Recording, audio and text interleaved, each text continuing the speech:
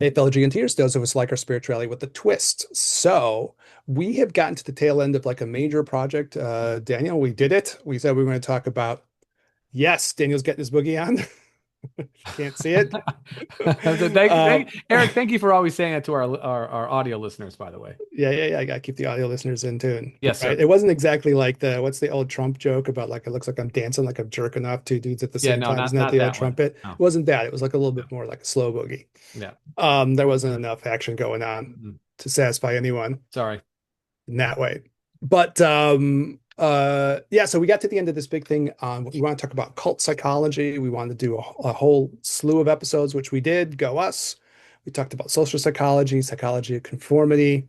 We talked about the great sociologist Emil Durkheim. So there's episodes on that stuff, right?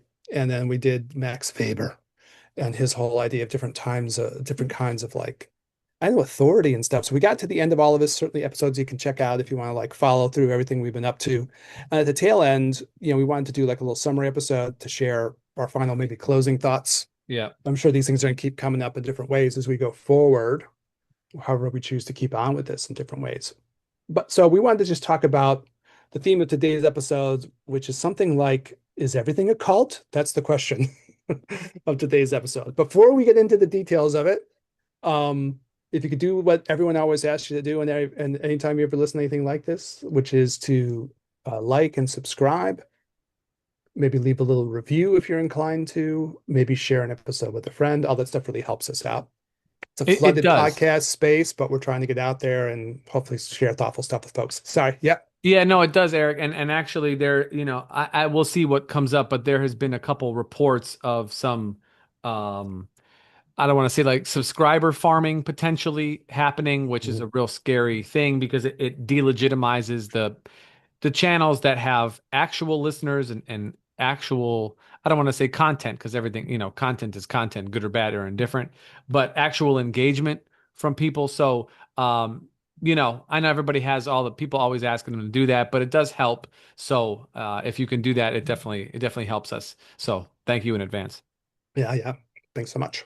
All right. So the thing that hit me at the end of all this, and I like has been happening with these episodes, we talk with one another, but as we're thinking about them during the week, I know we have conversations with other people and a lot of stuff churning around. And especially when we got to the Weber stuff, again, we said this a couple of times. I think, a little bit more affected by that than I thought I was going to be.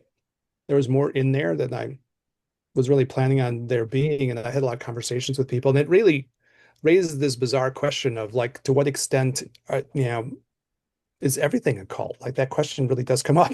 Hmm. So, okay, let's explore it a little bit. These might be things we'll look at the future. So, I tried to do research around these things. One thing I looked at was Dr. Stephen Hassan, not sure how his name's pronounced, Hassan. And he wrote a book called The Cult of Trump, and he's kind of an expert on cult psychology overall. So I'm in the midst of doing my perusal of that. And maybe I'm going to use some of what he says as a basis for what we'll talk about in future episodes, especially if you want to think about how do people get out of these mindsets, right? Yeah. Because that's his expertise. And I also was looking at not Dr. Jane Borden, who wrote a book called Cults Like Us.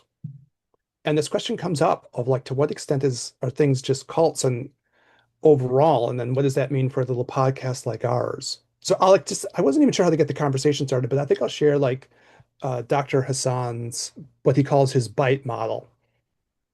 And it was so interesting as I was thinking about it. So he uses that as kind of an acronym, BITE, right?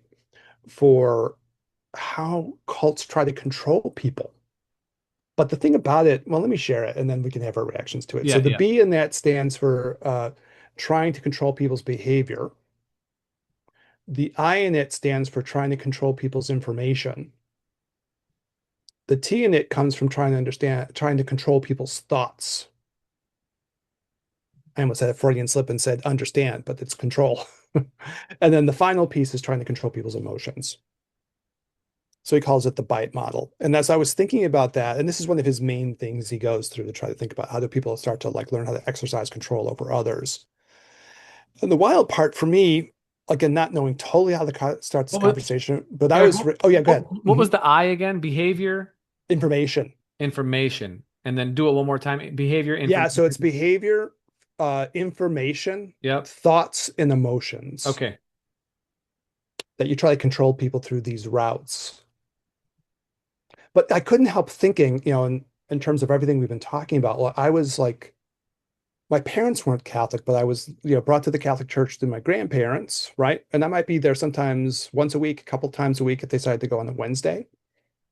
And again, just using it as an example, not trying to give any particular grief even to Catholicism or anything. But it was like, okay, yeah, are people trying to control my behavior? Yes. Yeah. Yeah. Yes. Are they trying to control the information that I use to internalize my world? Yes. Yes. Are they trying to control my thoughts? Absolutely. Are they trying to control my emotions? For sure. Yeah. So you get to this weird thing where you're like, okay, and we could talk about the religious aspect of it. I'll also go through Dr. Hassan's, and I think Jane Borden agrees the different kinds of cults that there are. But even getting just to that point, I was like, well, okay, yeah. So really, like if you look at it, and this is a big deal for our podcast, obviously, because we care about this a lot. Yeah. We were just talking about freedom off mic and the high value of freedom that we place, right? In our individual lives, our spirituality, and what we're trying to do here, real champions of like personal freedom. And the whole idea, like, yeah, like people are trying to do this all the time, Mm-hmm. actually. You Mm-hmm. walk through the world and people are constantly trying to control your behavior, your access to information, your thoughts and your emotions. It's happening constantly, so you're constantly under the potential exercise of people trying to like impose cult-like authority on you like all the time, right? Yeah. I It's know a you got a mechanism. response to it first. Yeah, let me throw it back to you, get your feedback on it. Yeah, But it's a mechanism of control. These are mechanisms of control in general. But if I can, I like this. But what I think when again, I'm going to go back to social media consumption, and then we'll just make it broad, and we'll say media consumption, including like what we call legacy media, as well as independent media. It everything else starts, in my opinion, with the information. And the reason for that is because information technology is the technology of today, you know? And so the way in which that you get to people is via their phone or via, their consumption of some kind of media. Radio, not so much, but still, this kind of consumption. And if you it can, was a big deal in the Rush Limbaugh era and like, yeah, those kinds of things, right? yeah, Anyways, I didn't mean to like jump on it, but it, no, it no, has no, been historically a big deal, probably still is for some people who are in those areas where that still probably. matters to them, But right? Hmm. but you change the way that people, or you influence the way that people receive their information, then you will inherently change their behavior, or then I'm sorry, you'll change their thoughts, then you'll change their emotion, and then their behavior is sort of like the external manifestation of this internal process, of this internal, washing. I won't say whitewashing, but I'll say washing over of somebody, because we do consume way more than we ever have. And the reason that is that we are far more, in my opinion, separated than we have been previously. And so because of that, we still seek connection, regardless of how much we think we don't need it. We are social creatures. Homo sapiens are a social species. And so we look to other people for everything. We watch movies that have stories about other people. We watch the news, which is stories written by other people, read by different people to tell us about other people. You know what I'm Yeah, saying? Like the whole thing is yeah, yeah. it's just about our own human interactions, and decisions that people are making or not making. And so if that part can be controlled, like for me, that's the choke point on all of this, that everything else works downhill from that informational aspect. And so two things I want to say here is number one, for people who take the time and listen to what we have to say, thank you so much. We've been doing this now over 5 years, and we really appreciate the audience feedback that we get, positive, negative, or indifferent. It's heartwarming to me that our conversations can influence other people in a different way, that we can positively influence the information that they are receiving. So that's a very, humbling aspect from myself. And then that's number one. And then number two, as a warning, because now is, the war, quote unquote war looks very different now than it used to, right? And I'm not gonna talk about actual war with like bombs and guns, because that's pretty much looked the same for how it's looked for the last probably 40 or 50 years. But this sort of informational war for people's attention, your attention is the most valuable resource at this point. Not Bitcoin, not gold, not whatever else is, I don't know, lithium, at this point, some important metals. Your attention, because that is what drives all of the media that is out there. That's what everybody is wanting. They're wanting clicks, they're wanting views, they're wanting engagement. So they tug at your emotions by messing with the information that you get, by working against the thoughts that you might have on a different topic in order to change your behaviors. And you just have to pay very close attention to what you give away in terms of your power by giving your attention to different things, because that's going to influence other things that you see, and then it's going to influence the way that you obviously think and behave after that. So those are my two pieces. I think like the Dr. Hassan does talk about this idea, or Hassan does talk about this idea of he acknowledges, that you don't need to get people into the same space anymore to make a cult out of them. You can make a cult out of them like at a distance, Yeah. right? Yeah. And I don't know what that means in terms of some of the other ideas we've thrown out as we've been trying to do this whole long series, like mechanistic solidarity. I can create like this is like on the Emil Durkheim idea, but the fact that you can crowd people into groups where you kind of make this conformity of ideas, this mechanistic thing. Everyone's kind of like a similar looking gear in the machine, right? Mm-hmm. And you can kind of enforce a kind of a conformity, right? And a kind of a mechanistic kind of way of bonding people together by, Yeah. like kind of trying to gear them to all think the same way and then glob them together, right? And now you don't need to be in the same space to do that anymore, No. right? You No. can do it like from a distance, right? Mm-hmm. For whatever that like will totally mean. Yeah. It still raises like weird questions. I guess you should do the 5 types of cults and then maybe we'll go back to the weird questions. Okay, so the bit of the teaching part of this particular podcast episode will be the bite model. Seems kind of handy to think about. Yeah. And maybe you take it out and you start thinking, okay, who is trying to control my behavior? Who is trying to control my information, my thoughts, and my emotions? That's how people are going to try to exercise authority over you. Hmm. The other thing that is like, what are the different kinds of cults? And I think our two authors I've been using as the references for this little part. Again, this isn't the deepest dive into the materials. Maybe we'll come back to that some other time. But there is this idea there are 5 types, right, that they kind of bring up, which will again raises this question of like how ubiquitous is this phenomenon? I think you and I agree it's a lot, but other Mm. people can think for themselves about this. Mm-hmm. So they talk about religious cults. There is kind of a funny thing in that, like, if you went back to the original meaning of that word cult, anything that was a religion could be called a cult before that got to be like a negative term, Right. a pejorative term, right? Everything was a cult. We talk about mystery cults from old Greece and Rome. That's not necessarily like slamming them, right? And so, yeah, and then anthropologically, as I've talked to our resident anthropologist, when Ryan K. Davenport, RKD. yeah, the RKD, the notorious RKD. So we've gone through and like he says, like, yeah, every religion starts as a cult. There's no other way, Mm. right? So, that idea is out there, right? Religious cults. Okay, got it. Then we can talk about political cults. That was one of the prompts for this episode to ask questions about what's happening in the political sphere and where our cults are at, how the cults combine or something. Then where it gets a little bit more interesting is like, and maybe counterintuitive or maybe not as obvious, more subtle would be the idea of commercial cults, right? That a lot of commercial enterprises are kind of cults too, Mm. especially these sort of multi-level marketing scheme things Oh, get brought up a 100%. lot in this, that they're Oh culty. yeah. So Yeah. yeah. doTERRA and Young Living for sure.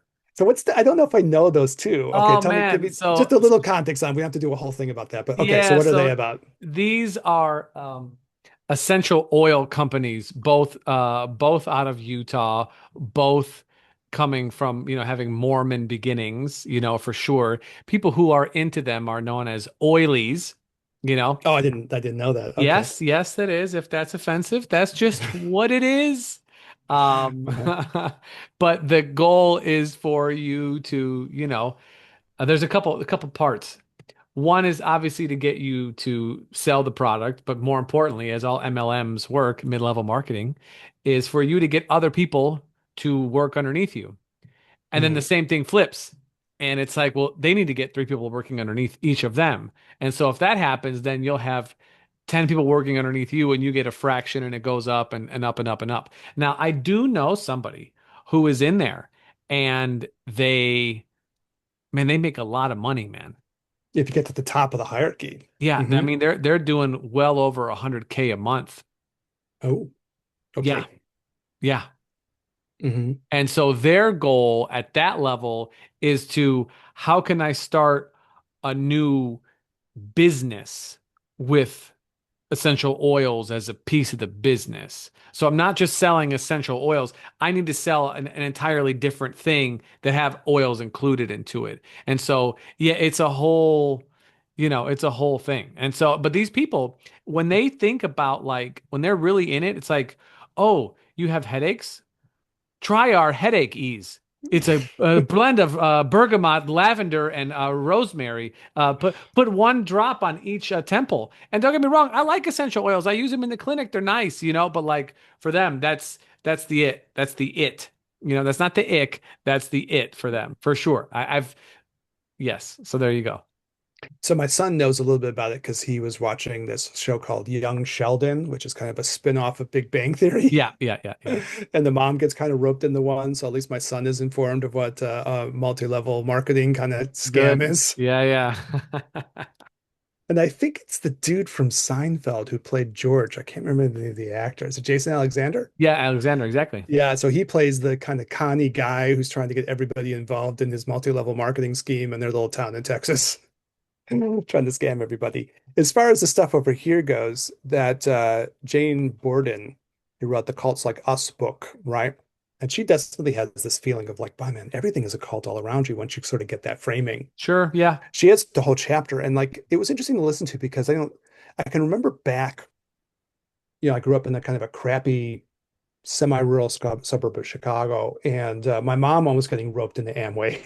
Oh, Amway. Yeah, that's an old school one, Oh, man. going back into the old school, right? Yeah. And this idea of getting sucked into these things. And I'm sure my dad would have been so pissed off at her because you have to buy a bunch of shit probably You do. and You then try do. to sell it to Yes. other people. And Yeah.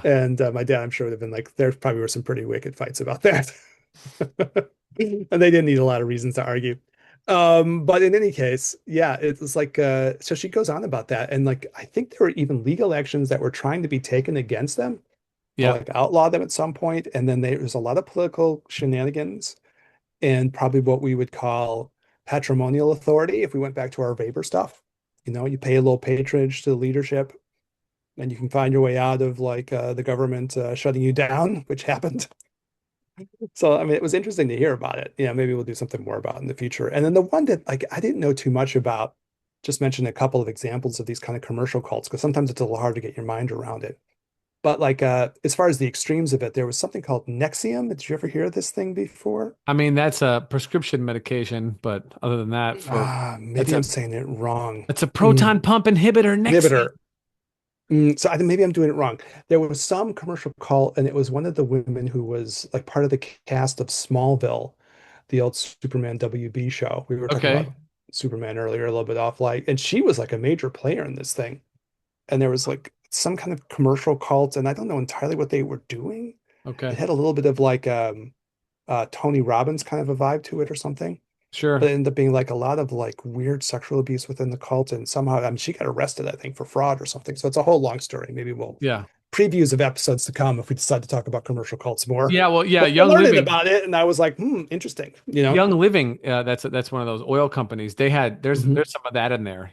Children from the founder, and oh yeah, all kinds of stuff. mhm. I didn't We could realize do it. a dive on that one, Eric. That would be fun too.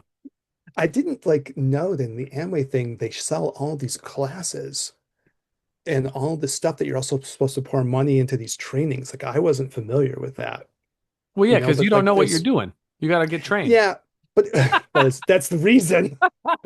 I think that's called a rationalization Yes, because of some psychology around it. that's right. But it was like tons and tons of money that you also dump into like training videos and like inspirational talks and seminars to hype you up and all that kind of stuff. Yeah. I Uh, uh I was at this is a directly related story. I don't know how long ago it was, maybe 10 or 11 years ago. I was playing football and I rode my motorcycle to the where we were playing. There was a huge storm that I didn't know was coming, and so I got caught in this really horrific storm. So I had to wait at this restaurant that was in a strip mall, but my clothes were soaked. I couldn't drive home and that like so I walked over to the Target that was in this strip mall out in Carroll Stream, Illinois, Carroll Stream. Uh, mhm.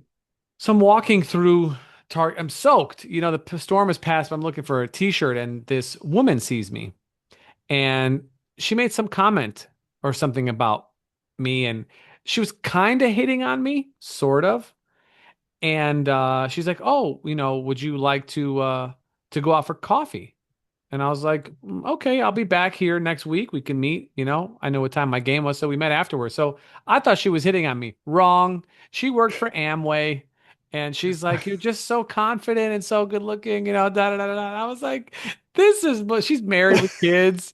I like this is. I'm like, this is no. So Smooth though, smooth talking shit. smooth. Uh-huh. Now I have 15 flat screen TVs in my garage. No, I'm just kidding. The thing that was funny was, I'm not funny, but related, is that Dr. Hassan, like he's an interesting dude, the guy who wrote the Cult of Trump, Yeah. where like he was like, I guess, recruited into the Moonies. And so he was a follower of Reverend Moon for a while, Wow. right? The old Yeah. school kind of Korean cult. And he got like climbed up in that a little bit to where he was like kind of a recruiter. But he said Yeah. the people who recruited with him, like he described it, he had just broken up with his girlfriend and he was feeling a little lonely. And then these two kind of like attractive women came out to him and started chatting him up. That's how it works. And then, it was like all of a sudden, there you go. Yeah. So I knew a dude back in the day, if we're just doing, because the commercial cult thing is like, we don't always think about that, Right. you know? But I knew a dude who was like part of like this thing called the Landmark Forum. Do you remember that Oh thing, yeah, Danielle? landmark. Oh yeah. I had somebody, Eric, literally, I'm not joking. She cried when I to tell me about how deeply important it was that I go with her to this thing. Uh, Cried. Real alligator tears, okay. you know? Lugubrious alligator tears, fake tears, fake real tears. Fake real tears. Yeah. Yeah, I mean Okay. it's for real, man. I was Uh-huh. like, all right, well, I guess I'll go to one of these meetings Did you if you're go? gonna Did you go ever? I went, yeah, I went to one, Okay, what was it like? Because I had a guy back in the day in undergrad who tried to get me to go to one. It's interesting. I want to say it probably ends up being something like Toastmasters, where you do some, you build some confident building type thing, and then you're doing some networking, and they have some psychological thing to get you hyped up. But part of it is that you're supposed to call somebody who you have static with during the first 48 hours of the weekend and make up with them and have this kind of catharsis and so on and so forth. That I mean, I didn't go to I just went to like the little intro meeting that was like an hour long.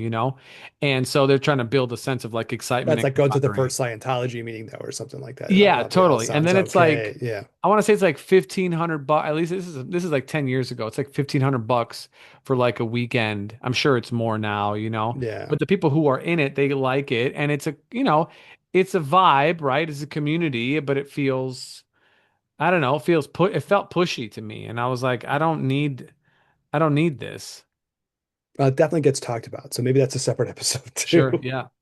But I knew a dude back in the day who was really into it. And I liked him as a person. We were Mhm. friends. He's a dude I met in undergrad. I liked him. He was a good dude. Yeah. And then eventually it was like, our friendship wasn't just about him trying to recruit me. Like that would have been awkward. Yeah. But he definitely was trying to get me to go. I was like, dude, I don't need it. It's okay. I'm not going to the landmark for him. That's okay. You Well, know, anyway, so all, this is yeah, go ahead. all of this shows just the importance of community, right? We always we like to rope in our Buddhist philosophy, right? The Buddha, the Dharma, and the Sangha being the community. And like it just goes, and we've done episodes, many different episodes on community over the years. But even those three things, right? Your spirit, the teachings of reality or reality itself, and then the people who are surrounding you, who are with you in this lifetime. It just goes to show that like those things never leave um our life and our experience. Simple Mhm. things. Like we need other people. And when generally, I mean, I don't know how it is for you, Eric, but when I see patients and we end up talking about like sadness or depression, especially postpartum, for women, Mhm. it's this loss of connection. It's this sense of feeling isolated. And as you know, which is why I always bring it up, it's like as the world becomes more and more isolated, we end up looking for community in different ways. And so it's more attractive to people to join something that is established, that there's a community around, there's energy behind, but we don't often question the intention of the community that we're joining. We just feel so good in joining it. There's people who share our beliefs and whatnot, but like they have a charter. Most of the time, they have a charter. They have an intention. They're a little business. They have a vision. They have a mission, and then they have a structure. So regardless of whatever community people are joining or thinking about joining, it's just important to keep your mind open and your eyes even more open. But I think that's like a thing that like, when you frame it that way, that Sangha idea, so these are kind of like basic Buddha idea, right? You have the Buddha who represents like the person who's sharing wisdom with you, and there's different ways that that can happen, right? Mm-hmm. Different versions of the teacher we've talked about, an actual person, or the things that are written by people, or even like more personal things like your own experiences and your own Yeah. inner wisdom and spirit can be teachers. So you can make that bigger. But okay, Yeah. that's the idea.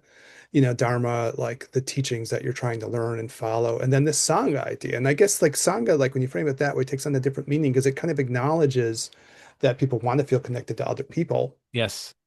right?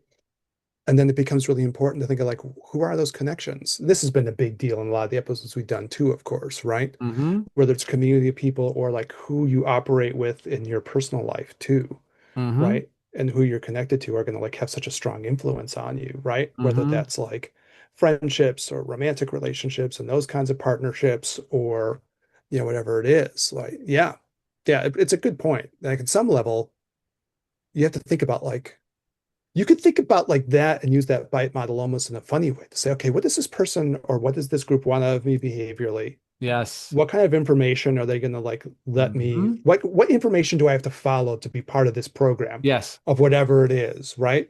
And Yeah. how is that all going to be part of like how that's going to influence my thoughts and my emotions? Like what are people trying to do to me, Yeah. right? And that Yes. can be whether or not you're talking about like something like we're talking about here, these cult things, right? Or Mm. whether that could be a community of people you're involved with. Well, do we call it a cult? Do we not call it a cult? Or, even in our friendships and our relationships, it's not a bad schema, No. right? No. And like even, Dr. Hassan or Hassan, should have checked this pronunciation ahead of time, talks about that. You can get cults that are just like two people and they're a cult, right? And they, like what's happening with that? And I do think, and again, this has been the big deal for us over the years of doing this, like having some kind of like internal sense, internal radar, internal checklist of like, who am I going to like have as being the most important influences in my world, Mm-hmm. right? Because they're going to control my behavior, the information that I'm going to have available to me, my thoughts and my emotions. Mm-hmm. I'm What going to were do the other, that. Eric, what were the other two? The five types of cults? Yeah. So one was what he called psychotherapeutic and educational. Okay. So you can get people who are running like self-help scams. Ah. Oh yeah, those are very popular. Those are very popular. Probably even more now. I mean, I think we're seeing less of the guru on the large scale. So what's that guy's name? The big guy who almost looks like he has acromegaly. Tony Um, Robbins. there you go. Yeah, maybe he does. I don't know. Um, yeah, you're seeing less of those and more micro influencers. Mhm, I mean, they mhm. might have a large following on Instagram, but they're not to the level of fame that Tony Robbins had. Like You back know, in the day, yeah, yeah, Tony I mean that Robbins. would Yeah. just you're spending thousands and thousands of dollars to go to a week for a weekend, to hear him give a lecture essentially, Mhm. and so you have a lot of that. But there's a lot of these, oh, do you listen to this influencer or that influencer, So there's a lot of this. People are looking for help. I mean, essentially, we're trying to help, in a Yeah, sense. yeah, yeah. I mean, it's like, I mean, you sort of ask these questions like, are Buddhist things a cult or are these things cult-like? But I think if the primary goal is like human freedom, it's hard to say it's a cult. Correct. I And agree. then you get to this point where you're going like, well, I mean, that's a suspicious part if you want to get to be a Taoist or a Tantrika or whoever, where you start going like, well, anything that's trying to dominate your behavior, information, thoughts, and emotions starts to take on that negative quality, right? Yeah.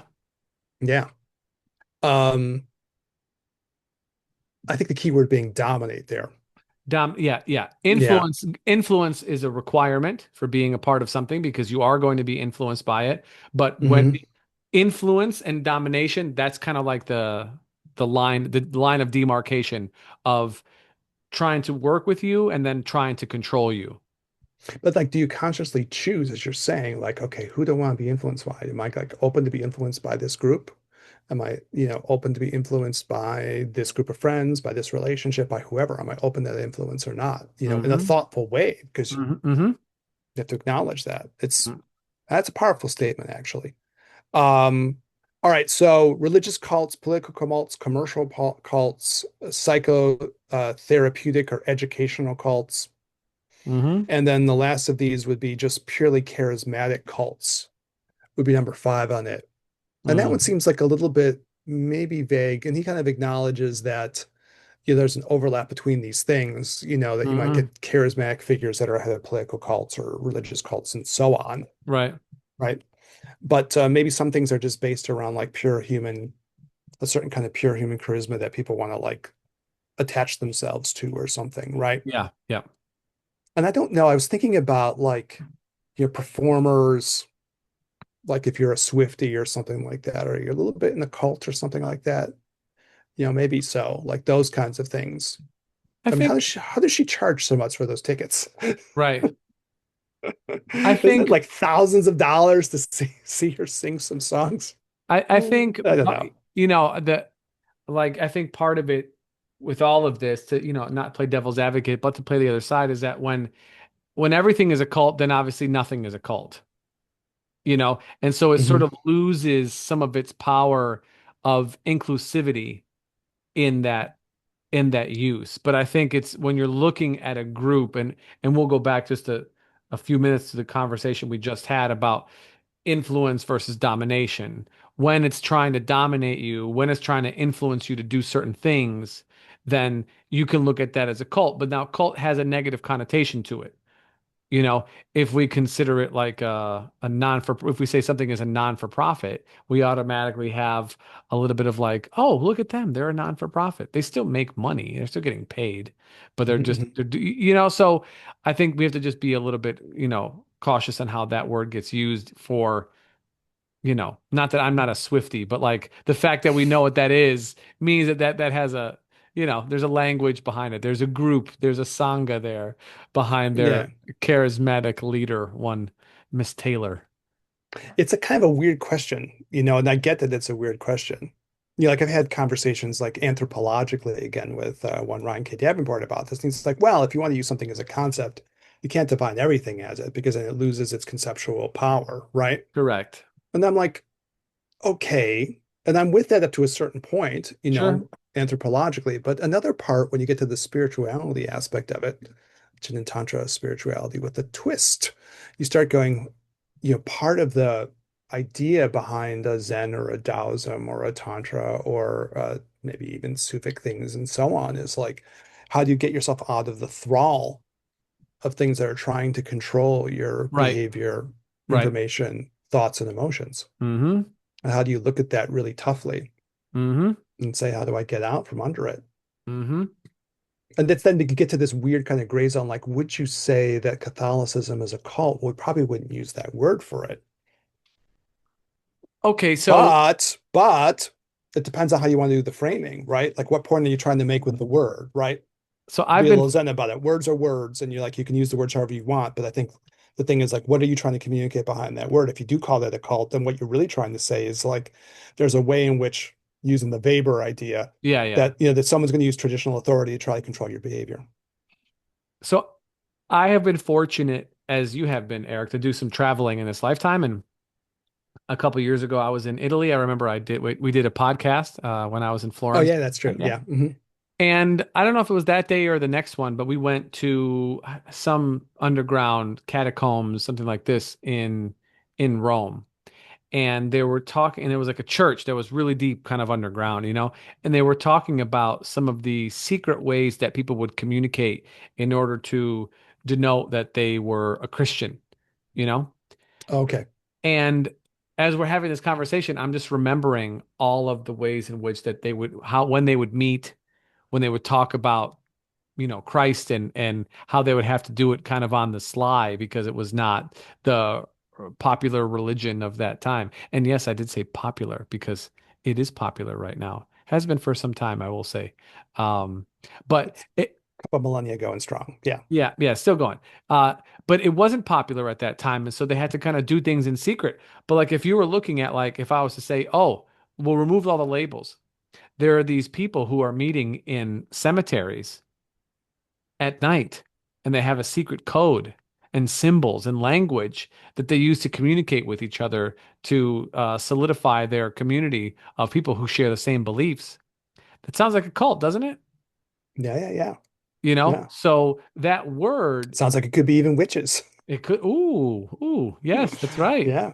And they're Hmm. talking about people, Or drinking tantrics, actually, to be honest. Like tantric, in the right? graveyard. Uh-huh. Yeah, yeah. So there's just so many things that are shared in terms of like what we consider cult behavior and who's a cult and what's not a cult. That like depending on where you're at on the spectrum of time, something that is popular now that was not previously was looked at as fringe before and now is more popular. And then if we look at ideas that erupt online, 6 7 years ago were thought of as fringe conspiracy ideas now are fortunately or unfortunately, far more mainstream, and vice versa. Shit that was popular is no longer. I mean, all of this talks to everything changes, but I'm not gonna. I mean, like, if you go to like we had on our guest Leslie, right? Yes, Leslie Garrett, correct. Who's talking about Who just got married. Congratulations, Les. ah, who was just like got out of the Jehovah's Witnesses, Yeah, right? yeah, And like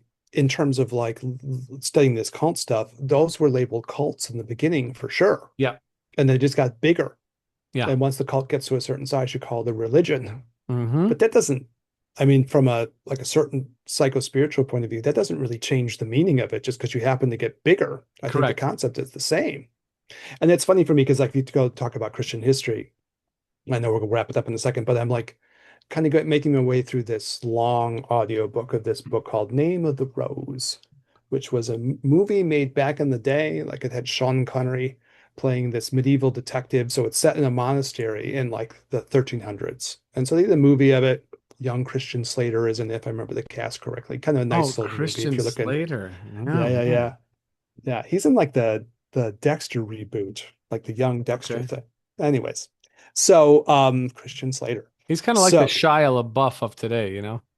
yeah, he rocketed up and then something happened.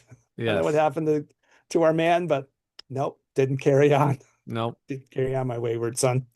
So but the book is kind of wild. It's written by this author named Umberto Eco, and he was actually a scholar of like medieval Christian history. So you listen to the thing, and there's these long passages of like what's going on in the Christian culture around the time that he just dumps into this. Otherwise, it's kind of like a mystery story of why these monks are dying within this, big abbey and big monastery. And so, yeah, I was like just curious, like, is this actual like true fact stuff? And it is. Like he's just drawing on this background. And long, long way to get there. But it's worthwhile reading the book if you find this kind of stuff interesting. And what's really happening is like you're just labeling everybody a heretic.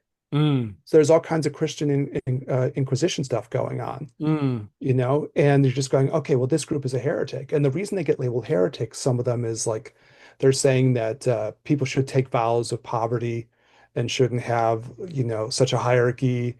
And, all these things that we'd be like, well, doesn't that sound like JC from the beginning? mm-hmm. Rich man through the eye of a like a camel through the eye of a needle. Wasn't that like a thing, if I remember reading that book right? And those dudes are getting like their fingertips burnt off and they're getting burnt at the stake and like tortured and shit. And you're like, okay, and why do you do it? Well, you just label that group of cult. Yeah. You say they're the heretics, and now we're going to go Mm-hmm. after them or something. Mm-hmm. So, like, who's the cult? Yeah. In the end, it's a kind of a tough call. Yeah, yeah, yeah. Mm. Well, maybe it's a conversation killer, conversation settler. Once you get to the point where you're burning people's fingers off, the Yeah, episode's that's over. you're like, oh man. There's really no place to go besides that. I burned my finger on the lighter the other day. No, I think that, the last thing I want to say probably is that like we'll kind of like wrap with this the idea that the bite, right? The behavioral the informational, controlling the thoughts and the emotions. Well, just real quick on Daniel before I get you closer. Then if you take that and you also cross it with there's religious, political, commercial, psychotherapeutical, educational, and charismatic, you're covering a lot of society. Yeah, yes, that's true. If you really spread it out, which I think is part of these people's points too, Jane Borden and Dr. Hassan, this idea like, man, once you start framing it that way, you realize you're talking about big groups of people Yeah. who may be Yeah. in the thrall of something like this. Anyways, sorry, but No, no, like no, you're good. Like, the so sweep of it's big. all of that to that kind of control, again, we go back to our Buddhist principles, that's conditioning. This is exactly what this is. It's, and I'm going to use it through the lens of the purview is going to be the informational control, meaning what you see, how you see it, when you see it, if that's even possible. And then to control the thoughts, emotions, and behaviors, this is conditioning you. That's what they're trying to do. And the way in which or one of the ways in which that you set yourself free is to decondition yourself, or maybe I could say recondition yourself. So we've done episodes on this before, I mean, this is like the deprogramming. main theme of the whole This is podcast, ultimately. the main theme of the whole podcast that we come to over and over again, which is why we do what we do, why we talk about the things that we talk about, because we're highlighting the external ways in which we are influenced so that we can have some say in what the influence has on us, as opposed to being unaware of how things um, evolve in life, societally and then individually, because we are part of society. If you can see them and recognize them, then you can have some influence over them, because the first part is awareness, is recognition. And so all of this is conditioning. Everything is conditioning. Our religion is conditioning, our family is conditioning, our gender is conditioning, our school is conditioning, our work is conditioning. Everything that we take in is conditioning. And so I'll go back to the same thing that I said before, about joining a group. Do you understand the intention of the group that you're joining? Do you understand the outlet, the media outlet that you're consuming, or the influencer, or the business, or the religion? What is the intention? The intention that you are saying, that you are signing up for, that you are saying yes to. If you don't have some awareness of what that is, then you're not going to have much agency. And I think at the end of it, at the end of all the things, is that this authority is the removal of our individual agency to see what we want to see in society, regardless of what that looks like. They're taking that our will that we are either lending or not lending, and they're implementing it on other people. And if we don't agree, then we have to stand up to it. And if we do agree, then we support it. But at the end of the day, if we don't even understand what our own agency is, we're never going to be able to take control of it for ourselves. I mean, I think that's what hit me about the bite thing as I was like thinking about this episode and I was kind of listening to this stuff, reading to this stuff as I was prepping it. I was like, well, Yeah. wait a minute, this applies if you want to take this bite thing real Yeah. and serious, and you could make it in a more narrow thing to talk about like, what the Moonies are doing or whoever. But if you really want to take that thing seriously, then there's all kinds of institutions Yeah. and cultural factors and societal ideas going back to Durkheim. They're social facts, Mm-hmm. right? And what are they trying to do? Control your information, control your behavior, control your thoughts, control your emotions. Like that's the Yeah. fact of it, right? Yeah. And everyone like in that can be acknowledged. And then, if you want to talk about like there's different levels of what people mean by spirituality. But if you go to like aspects that I think are certainly important, like on an individual level, to be able to feel like you're being some authentic version of who you are. And that's to say Dr. Hassan uses that word a lot too. I hear that language and I know Mm. that resonates on some level. Mm-hmm. On some level, you have to recognize like I better be in charge of my own behavior, thoughts, emotions, and then what I'm taking in. Mm-hmm. I better be in charge of that. And if that helps anybody, getting to the end of this little episode for today would be like maybe you look closely at that and it's like, okay, to what extent am I free in my behavior? Yeah. Am I free in my ability to think freely and to take in different information?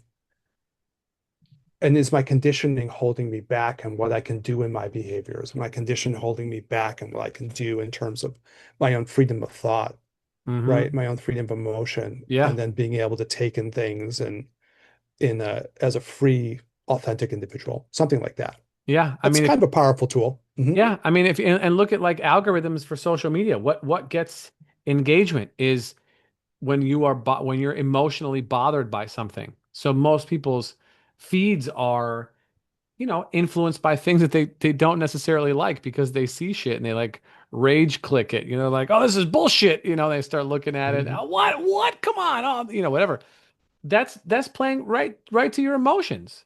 Mhm. That's information playing right to your emotions. And then those emotions come back and they feed your thoughts of like right or wrong. This person is bad. I knew it. Now I'm going to say whatever I'm going to say and, perpetuate this, continual Gets you into conversation. some pattern of delusion psychospiritually for sure. Correct. Yeah. But maybe like, I don't think it's the end of spiritual accomplishment just to like do this question of authenticity, but I think it's like it's certainly like a principal goal on an individual level and like something you need to get somewhere, right? Yeah. So how do you reestablish that for yourself outside of these patterns of control? People Very trying to good control point. your behavior cautiously and awaredly. Yes. Yeah. Yeah. Yeah, yeah. All Well, right, thank you, that's Daniel. good, Yeah. man. That's good. That's good stuff. Eric, as Mhm. always, thanks for rocking, driving the ship, man. Audience, thank you so much for listening. Like I said earlier, 5 years, still going strong, still fully turgid. We're doing our thing. Yep. 5 years straight at it. Straight at it. But we appreciate everybody tuning in, whether you're a new person or you're been with us for a long time. We appreciate everybody listening. Please feel free to leave a comment anywhere where you're watching this, or hit us up at the Gin and Tantra podcast on the gram, or if you want, send us an email. We love emails. ginandtantra@gmail.com. Or if you know us, send us a text message and say, wow, that was interesting, or wow, you're an idiot. Either way, it's fine. It doesn't bother me. But we love feedback from people. So, and what people say does influence. I read a comment that somebody left on one of the YouTube videos just before this episode started, and it's definitely influenced our conversation here. So, our people's feedback is just as valuable as what we have to say. And so we thank everybody for tuning in. For Eric, this is Daniel. We'll catch you guys in the next one. Peace.